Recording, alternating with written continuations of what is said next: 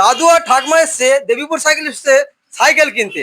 তো এই বুমার সাইকেলটা চয়েস করেছে, এটা 20 সাইকেল, এটা খুব সুন্দর সাইকেল, মানে অনেক কটা কালার করে কোম্পানি। তো এই অরেঞ্জ কালারটা পছন্দ করেছে। তো এই দাদুকে জিজ্ঞাসা করবো, দাদু কোথা থেকে এসছে, দাদু কি নাম?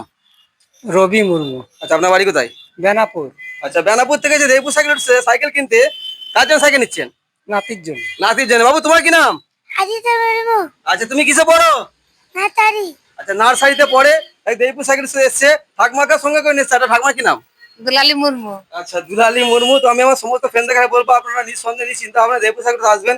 এখানে বিভিন্ন রকম কোম্পানি, বিভিন্ন রকম ব্র্যান্ডের সাইকেল পেয়ে যাবেন। যেমন এই কালার, এই সাইকেলটা অনেক কটা কালার করে, তো কাস্টমারগুলো এই কালারটা পছন্দ করেছে। তো আমি আমার সমস্ত ফ্রেন্ডদের কাছে বলবো, একদম নিশ্চিন্ত ভাবনায় নিঃসন্দেহে দেবপুর সাইকেল আসবেন। এখানে বাচ্চা থেকে বড় সব রকম মডেলের, সব রকম ব্র্যান্ডের এখানে সাইকেল পেয়ে যাবেন। আমাদের ঠিকানা হচ্ছে Howrah Bardhaman main line local Debipur station.